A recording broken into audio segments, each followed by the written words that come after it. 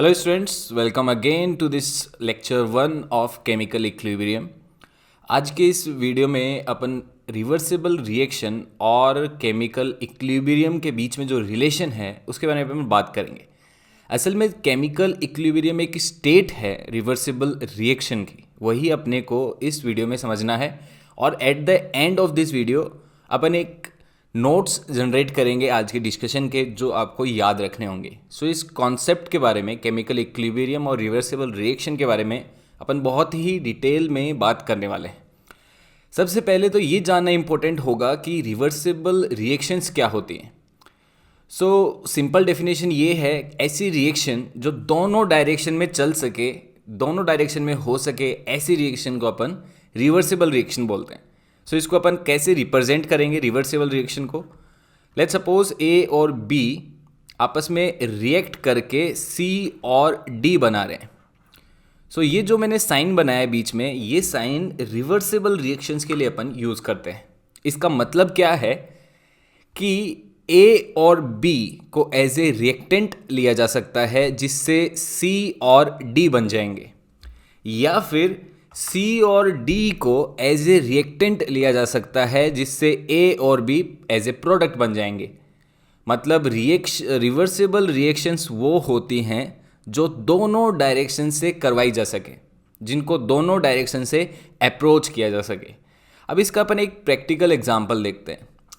Let's suppose nitrogen gas को, pure nitrogen gas को अपन ने प्योर हाइड्रोजन गैस से रिएक्ट करवाया, तो ये दोनों आपस में रिएक्ट करके अमोनिया बनाते हैं। ये मैंने यहाँ पे बैलेंस्ड रिएक्शन लिखी है अमोनिया के फॉर्मेशन की, और इसको इस तरीके से अपन बैलेंस कर देंगे। अब इस रिएक्शन को अचीव करने के लिए अपन दोनों डायरेक्शन से अप्रोच कर सकते हैं। या तो हम कंटेनर में इनिशियली नाइट्रोजन और हाइड्रोजन गैस लें, वो कुछ टाइम बाद में अमोनिया गैस में कन्वर्ट होने लगेंगी, या फिर अगर अपन कंटेनर में अमोनिया गैस लेते हैं तो वो कुछ टाइम में नाइट्रोजन और हाइड्रोजन गैस में कन्वर्ट होने लगेंगी। सो ऐसी रिएक्शंस जो दोनों डायरेक्शन से अप्रोच की जा सकें, ऐसी रिएक्शंस को अपन रिवर्सिबल रिएक्शन बोलते हैं। अब अगर रिवर्सिबल रिएक्शन के अपोजिट टाइप ऑफ रिएक्शन की बात करें तो उनको अपन बोलते हैं इरिवर्सिबल रिएक्शन। सो इनको अपन बोलते हैं इरिवर्सिबल रिएक्शन। तो इसका डेफिनेशन आई थिंक अब आपको क्लियर हो चुका है कि इरिवर्सिबल रिएक्शंस वो होती हैं जो सिर्फ एक ही डायरेक्शन में करवाई जा सके। इसका एग्जाम्पल एक बहुत ही प्रैक्टिकल एग्जाम्पल है। अगर अपन कार्बन को ऑक्सीजन की प्रेजेंस में जलाएंगे तो ये कार्बन डाइऑक्साइड गैस में कन्वर्ट हो जाता है। अब ये जो रिएक्शन है इसकी डायरेक्शन फिक्स है, ये सिर्फ फॉरवर्ड डायरेक्शन में जा सकती है। इसके लिए अपन ने एक सिंगल एरो काम में लिया है। मतलब कार्बन और ऑक्सीजन को रिएक्ट करा के CO2 में कन्वर्ट कर सकते हैं, लेकिन CO2 को वापस कार्बन और ऑक्सीजन में कन्वर्ट करना पॉसिबल नहीं है। ऐसी रिएक्शंस हो जाएंगी अपनी irreversible reaction. So I think अपने को रिवर्सिबल रिएक्शन का कॉन्सेप्ट समझ में आ चुका है। इसका एक और एग्जाम्पल अपन देख सकते हैं। लेट्स सपोज कंटेनर में एक पर्टिकुलर टेम्परेचर पे अपन ने N2O4 गैस ली। अब ये जो N2O4 गैस है ये डिसोसिएट होके NO2 गैस में कन्वर्ट हो जाती है। इस रिएक्शन को करने का एक तरीका तो ये है कि N2O4 को एज ए रिएक्टेंट लिया जाए, या फिर अपन ऐसा भी कर सकते हैं, कंटेनर में इनिशियली आप प्योर NO2 गैस लें, कुछ टाइम में हम देखेंगे कि अपने कंटेनर में अब N2O4 भी है। दैट मीन्स इस रिएक्शन को बैकवर्ड डायरेक्शन से भी करवाया जा सकता है। So again this is a reversible reaction. अब जो केमिकल इक्विलिब्रियम होता है वो रिवर्सिबल रिएक्शन का एक पर्टिकुलर स्टेट होता है। इसको अपने को जानना होगा कि रिवर्सिबल रिएक्शन में केमिकल इक्विलिब्रियम कैसे अचीव होता है, और केमिकल इक्विलिब्रियम पे असल में रिएक्शंस में होता क्या है, ये अपने को समझना बहुत ज़रूरी है। और इसको समझने के लिए अपन एग्जांपल लेंगे N2O4 का। ऑलराइट, सो लेट्स सपोज ये वाली जो रिएक्शन इसका अपन एग्जांपल देखना चाह रहे हैं। तो लेट्स सपोज अपने पास इनिशियली एक कंटेनर है अपने पास, और इस कंटेनर में अपन ने N2O4 गैस रखी है, N2O4 गैस रखी है। अब ये जो N2O4 गैस है ये डिसोसिएट होकर किस में कन्वर्ट होने वाली है, NO2। लेकिन इसको अपने को बहुत ही लॉजिकली समझना पड़ेगा कि जब ये डिसोसिएट हो रही होगी तो किस तरीके से अपन इसको एनालाइज कर सकते हैं। सबसे पहले अपने कंटेनर में बहुत सारे मॉलिक्यूल्स हैं N2O4 के, और ये जो N2O4 के मॉलिक्यूल्स हैं अब ये डिसोसिएट होके किस में कन्वर्ट होना चाह रहे हैं, ये डिसोसिएट होके धीरे धीरे कन्वर्ट होने लगेंगे NO2 में।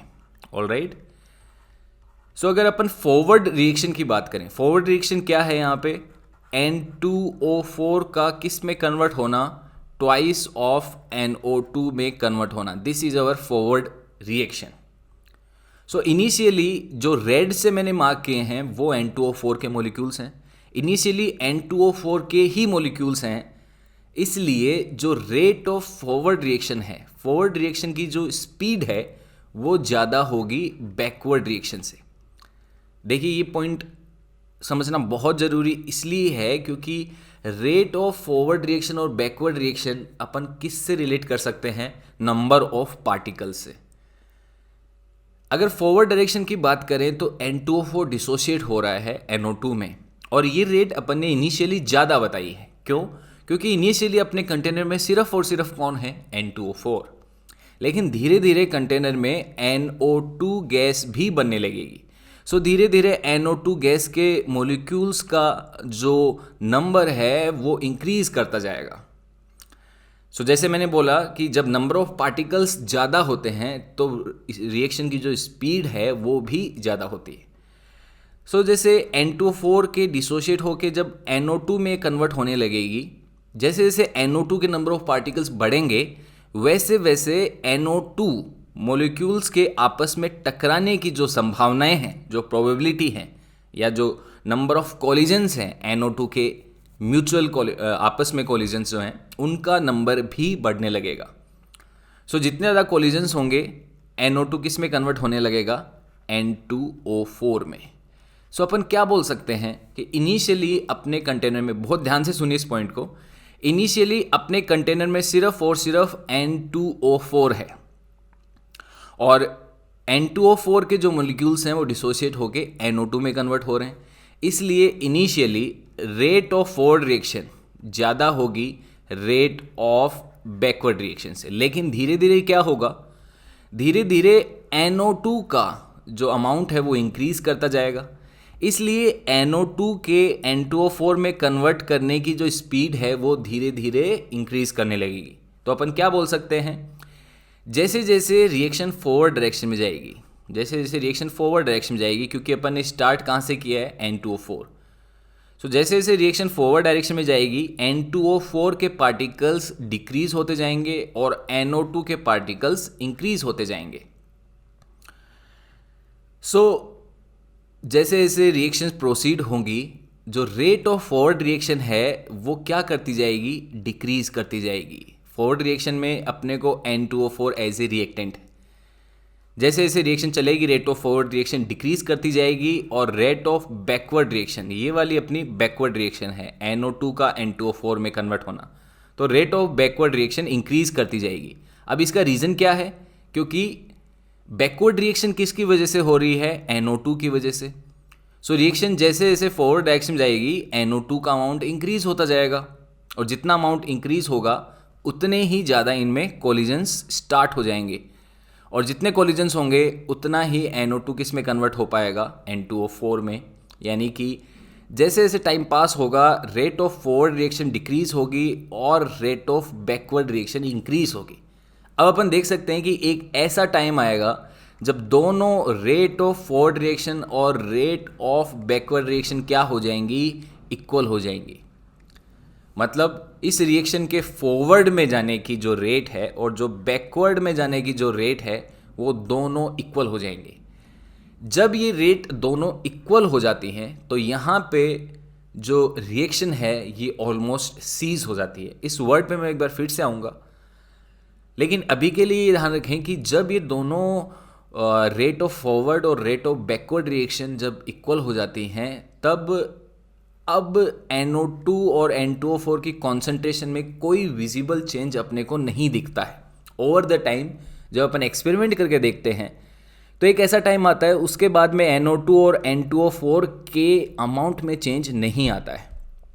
अपने कंटेनर में N2O4 भी होगा, अपने कंटेनर में NO2 भी होगा, लेकिन जब दोनों रेट्स इक्वल हो जाएंगी, दोनों फॉरवर्ड रिएक्शन और बैकवर्ड रिएक्शन की जब रेट इक्वल हो जाएंगी तब इनकी अमाउंट में कोई चेंज नहीं आएगा। मतलब मैथमेटिकली अपन बोल सकते हैं rate of forward reaction is equals to rate of backward reaction. और यही स्टेट क्या है? यही स्टेट है केमिकल इक्विलिब्रियम। जब किसी रिवर्सिबल रिएक्शन में रेट ऑफ फॉरवर्ड रिएक्शन और rate of backward reaction equal हो जाती हैं तो ऐसी स्टेट को अपन क्या बोलते हैं कि रिएक्शन ने इक्विलिब्रियम अचीव कर लिया है। अब एक केमिकल रिएक्शन के लिए है, सो इसको पर्टिकुलरली अपन केमिकल इक्विलिब्रियम बोल देते हैं।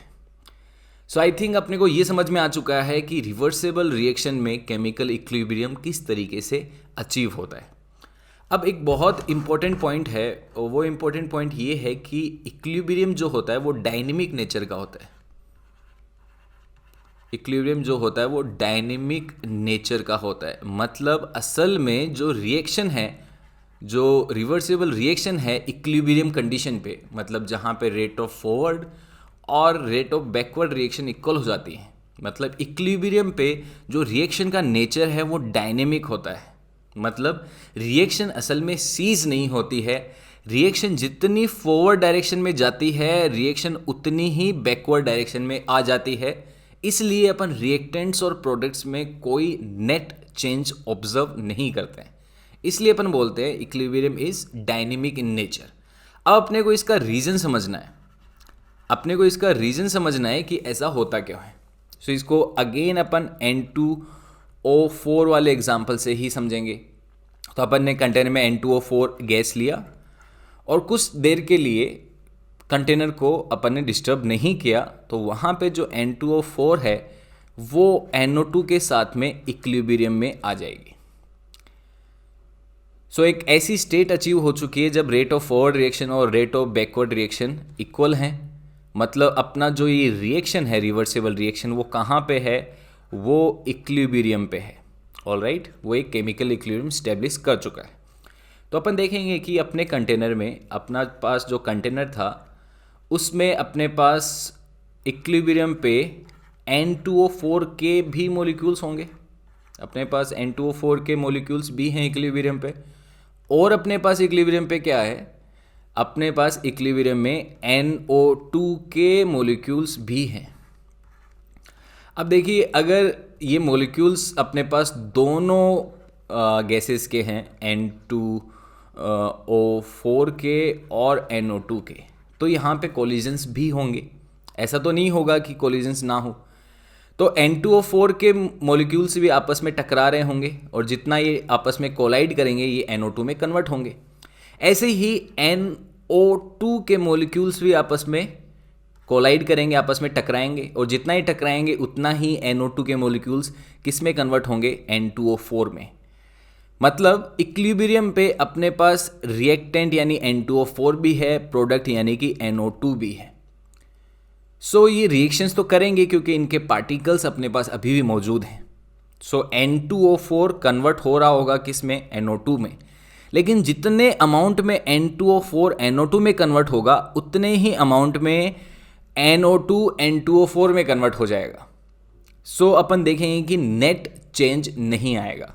या फिर अपन NO2 की तरफ से बात करें तो जितने अमाउंट में इक्विलिब्रियम पर NO2 बनेगा उतने ही अमाउंट में इक्विलिब्रियम पे NO2 डिसोसिएट हो जाएगा, तो वो N2O4 में कन्वर्ट हो जाएगा। मतलब NO2 और N2O4 की अमाउंट में कोई चेंज नहीं आ रहा है।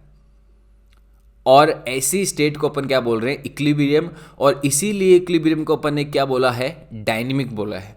मतलब इक्विलिब्रियम अचीव होने के बाद में भी फॉरवर्ड रिएक्शन भी चल रही है और बैकवर्ड रिएक्शन भी चल रही है, लेकिन दोनों रिएक्शन इस तरीके से चल रही हैं कि रिएक्टेंट और प्रोडक्ट की अमाउंट में या कॉन्सेंट्रेशन में कोई भी चेंज नहीं आ रहा है, and this is known as chemical equilibrium.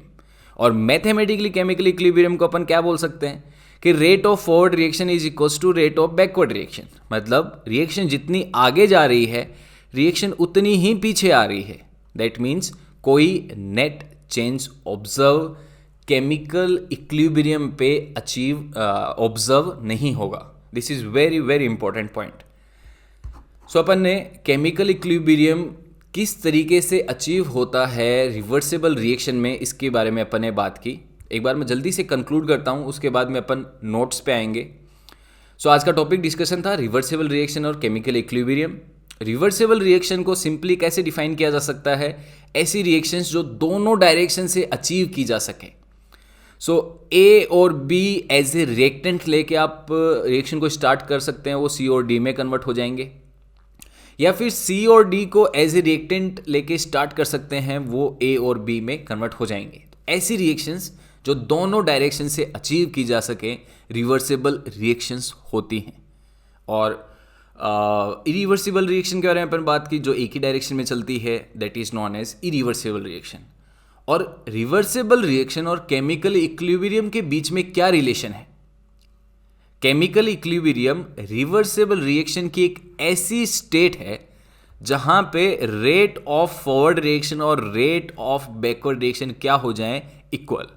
और उसके बाद में अगर आप कुछ फिजिकल चेंज नहीं कर रहे हैं, टेम्परेचर का, प्रेशर का, वॉल्यूम का, नंबर ऑफ मोल्स का, अगर आप ऐसा कुछ चेंज नहीं कर रहे हैं, तो अपन ऑब्जर्व करेंगे कि केमिकल इक्विलिब्रियम अचीव होने के बाद में जो रिएक्टेंट्स हैं उनका अमाउंट, रिएक्टेंट्स का अमाउंट और जो प्रोडक्ट है उनके अमाउंट में कोई चेंज नहीं आता है।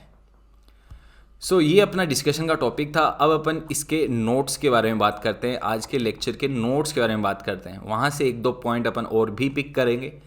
सो सबसे पहले नोट्स में अपन रिवर्सिबल रिएक्शन और इरिवर्सिबल रिएक्शन को चेक कर रहे हैं। सो उसका पहला पॉइंट क्या है? एक्सटेंट ऑफ रिएक्शन, मतलब कि रिएक्शन कितनी हो चुकी है।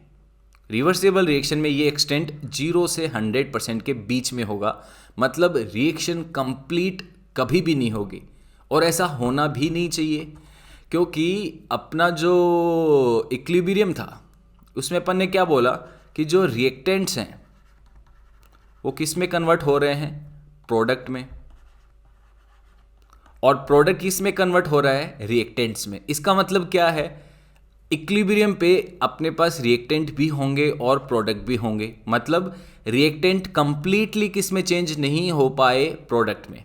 इसी को अपन बोलते हैं एक्सटेंट ऑफ रिएक्शन, की रिएक्शन कितनी हो गई है। तो एक्सटेंट ऑफ रिएक्शन ऑब्वियसली, अब ये पॉइंट अपन जान चुके हैं कि रिवर्सिबल रिएक्शन में जो एक्सटेंट ऑफ रिएक्शन होता है वो 0 से 100% के बीच में होता है, और जो इरिवर्सिबल रिएक्शंस होती हैं वो ऑलमोस्ट 100% कंप्लीट हो जाती हैं। एक और इम्पोर्टेंट पॉइंट क्या है कि ये जो रिएक्शन है वो कैसी होती हैं? क्लोज्ड कंटेनर में होती हैं जनरली, और इरिवर्सिबल रिएक्शन जनरली किस में होती हैं? ओपन कंटेनर में। अब ये पॉइंट को समझना काफ़ी इंपॉर्टेंट हो सकता है कॉन्सेप्चुअली, इसको अपन समझते हैं कि क्लोज कंटेनर और ओपन कंटेनर यहाँ पे क्यों आ रहे हैं। लेट्स सपोज अपने पास एक रिएक्शन है जिसमें CaCO3 कैल्शियम कार्बोनेट सॉलिड, इसको अपन एक कंटेनर में रखा, और ये अब डिसोशिएट होके कन्वर्ट हो रहा है CaO सॉलिड और CO2 गैस। अब अपन क्या देखते हैं? एक ऑब्जर्वेशन है कि जब इस रिएक्शन को ओपन कंटेनर में करवाया जाता है तब ये रिएक्शन इरिवर्सिबल होती है, और जब इस रिएक्शन को एक क्लोज कंटेनर में करवाया जाता है तब ये रिएक्शन रिवर्सिबल होती है। अपने को यही जानना है, ऐसा क्यों? सो सबसे पहले इसके लिए अपन इसको प्रैक्टिकली समझते हैं। मान लीजिए अपन एक ओपन कंटेनर लिया और इस कंटेनर में अपन ने थोड़ी सी अमाउंट में सॉलिड CaCO3 लिया। अब ये CaCO3 डिसोशिएट होके क्या बनाएगा? ये सॉलिड CaO बनाएगा और गैसियस CO2 बनाएगा। अब CO2 अगर गैस है तो गैस कंटेनर छोड़ के चली जाएगी, क्योंकि गैस लाइटर होती है। तो जैसे जैसे CaCO3 CaO और CO2 में कन्वर्ट होगा, वैसे वैसे CO2 जो गैस है वो इन्वायरमेंट में एस्केप हो जाएगी। अब ये रिएक्शन बैकवर्ड नहीं आ सकती है, क्योंकि जब CO2 इन्वायरमेंट में एस्केप हो रही है तो अपने साथ ये क्या लेके जा रही है, कार्बन के एटम्स भी लेके जा रही है और ऑक्सीजन के एटम्स भी लेके जा रही है। अब वो रिएक्शन मिक्सचर में रहेंगे ही नहीं। तो बैकवर्ड रिएक्शन के लिए अपने को कौन कौन से एटम्स चाहिए? बैकवर्ड रिएक्शन में अपने को CaCO3 बनाना है तो कैल्शियम का एटम होना चाहिए, कार्बन का एटम होना चाहिए, ऑक्सीजन का एटम होना चाहिए। अब ये जो CaO है ये तो सॉलिड है, ये तो जाएगा नहीं अपने कंटेनर को छोड़ के, तो अपने पास बैकवर्ड रिएक्शन के लिए कैल्शियम का एटम है, ऑक्सीजन का एटम है, लेकिन क्या अपने पास कार्बन का एटम बचेगा बैकवर्ड रिएक्शन के लिए? नहीं, क्योंकि कार्बन का एटम अब एस्केप कर चुका है किसके साथ? CO2 के साथ। लेकिन अगर यही रिएक्शन एक क्लोज कंटेनर में होती, यही रिएक्शन अगर क्लोज कंटेनर में होती तो यहाँ पे CO2 के मॉलिक्यूल्स एस्केप नहीं कर पाते। मतलब अपने पास CaCO3 बनाने के लिए कैल्शियम एटम भी होता, कार्बन एटम भी होता और ऑक्सीजन एटम भी होता। तो ऐसे सिनेरियो में ये रिएक्शन पीछे भी आ जाती। मतलब ये रिएक्शन ऐसे सिनेरियो में कैसी बन जाती? रिवर्सेबल। सो इसीलिए अपन ने एक पॉइंट लिखा कि जो रिवर्सेबल रिएक्शंस हैं वो जनरली कहाँ होती हैं? क्लोज्ड कंटेनर में होती हैं। बहुत ही इंपॉर्टेंट पॉइंट है। और इरिवर्सिबल रिएक्शन जनरली कहाँ होती हैं? ओपन कंटेनर में। तो ये तो दो पॉइंट्स आप याद रखेंगे रिवर्सिबल और इरिवर्सिबल रिएक्शन के लिए। अब इक्विलिब्रियम के लिए फीचर्स क्या होते हैं? तो जैसे कि मैंने बोला था कि जो इक्विलिब्रियम है वहाँ पे रेट ऑफ फॉरवर्ड रिएक्शन और रेट ऑफ बैकवर्ड रिएक्शन क्या हो जाती हैं? इक्वल। इसकी वजह से रिएक्टेंट और प्रोडक्ट्स की कॉन्सेंट्रेशन में कोई भी चेंज नहीं आता है over the time.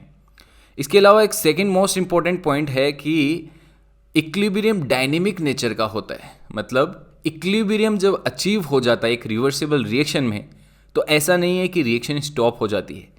Reaction forward direction में भी जाती है, रिएक्शन बैकवर्ड डायरेक्शन में भी जाती है, बट सिंस दोनों की रेट इक्वल है इसलिए कोई नेट चेंज नहीं आता है प्रोडक्ट की कॉन्सेंट्रेशन में या प्रोडक्ट की या रिएक्टेंट की अमाउंट में। सो इक्विलिब्रियम डायनेमिक नेचर का होता है। बहुत ही important point. Third most important point आज के डिस्कशन का कि no net change is observed. मतलब no change in observable and measurable properties at equilibrium. Equilibrium जब अचीव हो जाता है तो अपने रिएक्शन में अपन ऑब्जर्वेबल और मेजरेबल प्रॉपर्टीज में चेंज नहीं देखते हैं। मतलब रिएक्शन में जो भी डेंसिटी है वो भी चेंज नहीं होगी, रिएक्शन में कॉन्सेंट्रेशन, रिएक्टेंट और प्रोडक्ट की कॉन्सेंट्रेशन भी चेंज नहीं होंगी। अगर रिएक्शन गैसियस है तो रिएक्शन का टोटल प्रेशर या गैसेस का पार्शियल प्रेशर भी चेंज नहीं होगा। And there is no observation in change of colour at equilibrium also.